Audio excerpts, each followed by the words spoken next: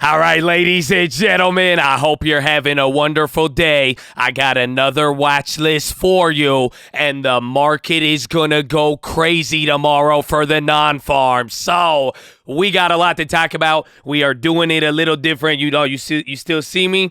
Yeah, this is how we're going to go live tomorrow. So hopefully we see you on stream, youtube.com/thestockmarket. Link is down below, but I have a bunch of things that I need to show you, and honestly, this format is going to work. So we got a couple of pretty pictures. I got a couple of levels that we need to go over. We're going to have all of that, and then I still got the keys, and then I still got the plays for you, and we made a bunch of trades today. They actually worked out very, very well. So hopefully you like it, but pretty simple. Tomorrow, 5:30 a.m. Pacific time. That is 1 hour before market. You are going to get the non-farm payrolls right here. That was August 5th. That was the last time we had the non-farms. And remember, it was a good jobs report, and there was a big reaction. And then afterwards, we had that little rally. But overall, tomorrow is going to be a big move. That is the major catalyst. And bro, with everything that happened today, I mean, there was a lot of digestion, and it is leaving us on a foot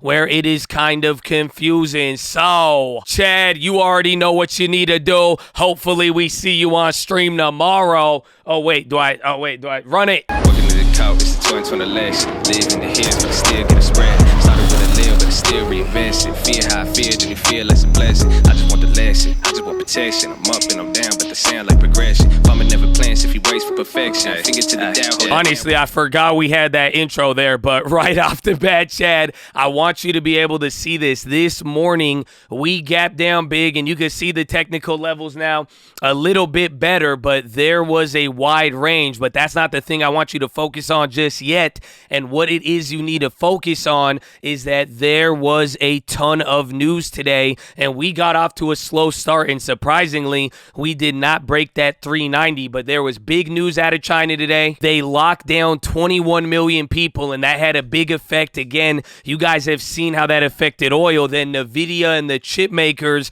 the news last night that AMD and NVIDIA will be restricted in terms of exports to China. That brought all of the chip makers down. And then on top of that, the yen got weaker. The euro did not come off to a good start today. And then on top of all of that, we had a bunch of economic data today, and it was good. And that was negative. Pretty much the good data became bad news, and it's the thing we've been talking about. What's good for the market may not be good for the Fed, and what's good for the Fed may not be good for the market. And simply, we watched data on the jobs get better, the prices paid, even manufacturing. Like literally, it was just solid data, a solid bounce, but the market's reaction was very, very negative. So, with all that being said now, let's get into the keys so we can talk about what we have tomorrow. And like it says here, all that matters tomorrow is the non-farm payrolls. We have all of that stuff to digest. The last 48 hours of data, it has pretty much been mixed. Good data, different response. Bad data, different response. There is a bunch of things going on. Again, even that China stuff. But the real question now tomorrow, and this is what I'm expecting, I think we are either going to break 390 on the low after the release, or if it does end up being positive, I think we could go as high as 403, 405. Then that will calm us down, and then we're gonna burn next week and not really do much, and then the CPI is gonna be the river. So hopefully you remember that analogy that we've talked about with poker, because it is coming back, ladies and gentlemen. You see it right here. Ever since Powell, we came back to start the week. This was the flop. Next week is gonna be the turn, and like I'm saying, with no data and us in between such a wide range, I'm assuming everybody is going to just do a check and nobody's going to want to bet, and then CPI next week, that will be the river. So keep that in mind. That is the first key. But now, as far as tomorrow and the expectation, I'm going to keep it very simple for you.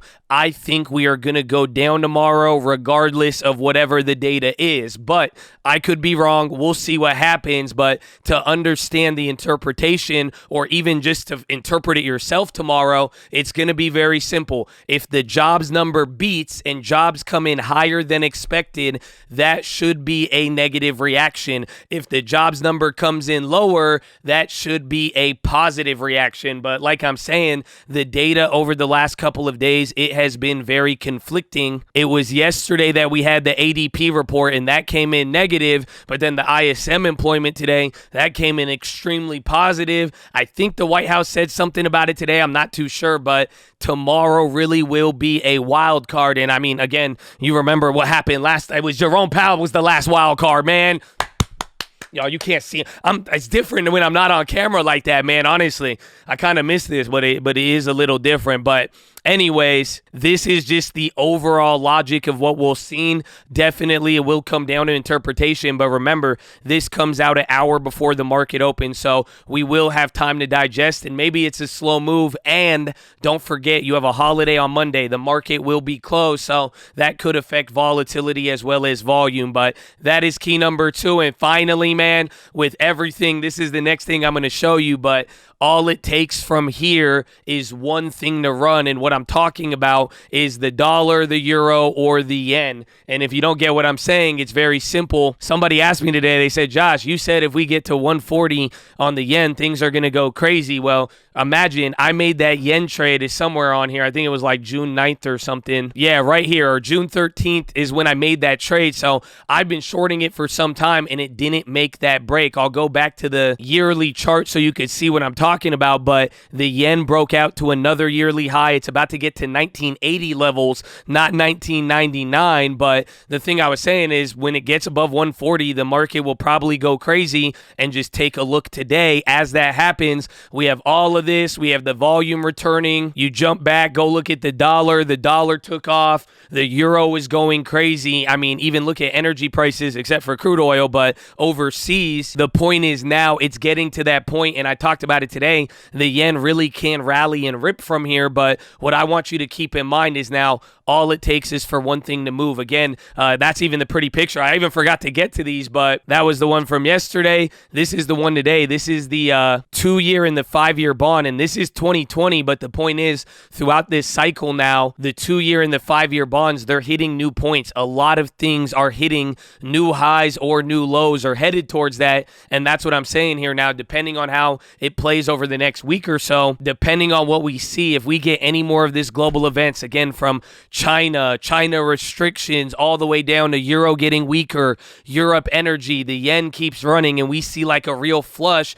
all it takes is for one of those things to move big, and then everything else might get affected. Essentially, what you're seeing in currencies, we're getting to the point if some of these start to break, we might start watching everybody kind of have to reprice in turn. So keep that in mind, but we need the data tomorrow. We need to see what happens the next week, and CPI and Powell, that will probably be our kicker. And remember, all of this will happen by the time we get Powell, you will be middle of September. So keep that time frame in mind. But those are the keys. It's pretty much it. It's all about the data tomorrow, Chad. So we hope we see you, and I hope you're ready. But let us get into the plays. So right off the bat, I got a couple of plays. I think I have a play on all of them except for LULU, but I'll start with LULU since it's at the bottom, and this one is easy. They had post-earnings. They ended up going up. They actually killed it and raised guidance, so maybe in the event that we have a data-driven day tomorrow, like we said, look for the Tiki, baby.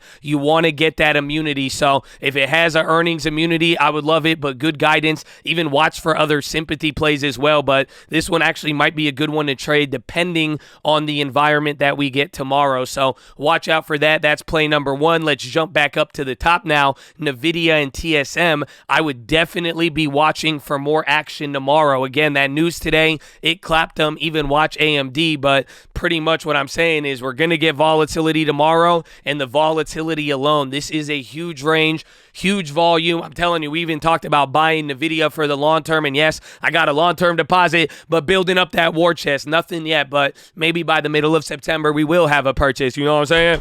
Let's go, Chad. But NVIDIA, there's a lot of movement, and I think this carnage, it's either going to create a day 2, or at the very least, it could have a really big bounce. But this is going to be active, and I think if we get volatility on Friday, this could be a fun one to trade. So watch out for them. And I did close my TSM as well, too, and even the WDC. So we hit a couple dollars per share on both of them. Was a good hit. I think I got like 100, 120 from each of them. So not too bad. Remember, we're playing it small with the shares, but still getting that flexibility, baby. But that is play number 2. And then finally, I'm sure we're going to have a lot to look at in the morning, and we could go off of that. But quite simply, besides any of the plays we're in, besides the energy and playing any of the other indexes or whatever it may be, again, the UVXY, I got a short on the ES, all of that. But watch for the companies that did well on the last non-farms, because remember, was a good report, negative reaction. Those companies kind of gave you a tell. In Walmart, Costco, HD, just go look at their charts from August 5th and you'll see what I'm talking about. Like, a lot of names kind of went and, like, you know, they stayed the same. That's the SPY. But take a look. This is August 5th for Home Depot. They just kept rallying and then they kept running. Not McDonald's. I think same thing with Costco. They were more positive throughout that day, but they kind of just held up throughout, but didn't end up going down. And then Walmart, they dropped the day before, but literally they were green and continued green throughout all of it. But again, the ones that did run up, like Walmart and HD, I do believe they had earnings, so you got to keep that in mind. But what I'm saying, watch for some of the strength leaders that we've seen last time, and finding strength. If you want to find anything tomorrow, you got to find those leaders. And if you find one, I do think you will get rewarded. But those are the main plays. As far as everything else, we had a pretty good trading day today. I opened the day with Meta, and you can see the time here, 6:33. This was like 3 minutes after the bell. Everything was down 1%. In Meta, they were actually up. So I was like, all right, well, they're outpacing. It's kind of like the Netflix the other day. Again, there was a lot of weakness in the morning, so I said I'd go for it, but I shorted 50 shares, and then it kept going, and then I shorted another 50, but you could kind of see it here. It was like 3 minutes in, I shorted 50 shares around 164. And remember, I've been saying this on the watch list. I was like, all right, instead of going with 100, since I do have the habit of top ticking it in the volatility or breakouts, I said, let me start with half. If it makes another move, I could add to it. And that's literally what happened. So by 43 or 44, where we made that trade, or like 42, it was right there at the top, I shorted another shares at like 166.90 or something like that. It ended up coming down, and then I was able to close out at 162. So got $2 a share on the first one, and then $4 a share on the second one. But so $300 profit, not too bad. We flipped out of that. I closed the Walmart. I could have got more, and even though I'm saying watch Walmart tomorrow, I just didn't want to hold it after going with the put and seeing some of the negativity today. So I cut it out for like a small $20, $30 gain, but that was that. Then WDC, I cut this one early because I was like, I'll hold the TSM, and then you can see I cut out the TSM like, 4 hours later. I just wanted to take one profit, held TSM, and then right when I saw the chip makers bouncing, I decided to close TSM. But you'll notice I have a SPY future right here, the MES. It's a micro future on the S&P 500. I shorted it at 817 when the SPY was at like 3921, and then it dropped to 3914, and I put out a stream alert. I said I bought it back. I thought I did. I thought I sold out of it, but I actually ended up adding another short instead of closing it out. So now I'm in that trade, holding it down around like negative $500. Here's all of the trades and everything for today. I don't know if you guys could see it. Yeah, they've been killing me out here with it, but here's today. You can see I'm down 500 now after that fat finger. I decided I was going to hold it. So let's see what happens with that tomorrow. Still in the dash play. The EPV, that was able to shoot up today. The GSAT, we're up on it, but it came down. And then there's the Meta play, the Summit, and then the TSM, and then I don't have the WDC and all that. I still have the MBRX one, and then I think that's pretty much it as far as the day trades. But those were all the plays. I'm only holding this one coming into tomorrow, then the other ones that we haven't really moved on much with. But that's the rundown, Chad. I really hope this helps. I hope you're ready for tomorrow, and I hope I see you there. But that is your watch list, ladies and gentlemen. Make sure hydrate healthy, ready to go. Make sure post your watch list. Make sure we see you there in the morning. I need the armor on. I need the helmet shining, and I need you to remember, baby, you gotta have trust. That's it. Trust yourself. Trust the plan. It's amor fati, and don't ever never forget what that means. I know you're made for it, and that's what I've been telling you, but I need you to love fate. If you were made for it, amazing, but you got to love everything else that comes with it, baby, and trust the process, stay in the game, and shout out to the real ones, baby. But let me know what you think about all this shit. It's weird. I miss getting hyped, bro. I miss the camera. Nah, I like this. I can move a lot faster, and I can show you a lot more. We got to find... Oh, you see my hair, bro? Oh, no. You want to see my bald spots? Can I... I'll cut it out if it's too bad. But anyways, Chad, I love you. God bless you, man. Hopefully I see you there in the morning, and let's have some fun tomorrow. All right, baby? All right, God bless Chadadonia. Peace out. Finger to the sky. Amen. Peace.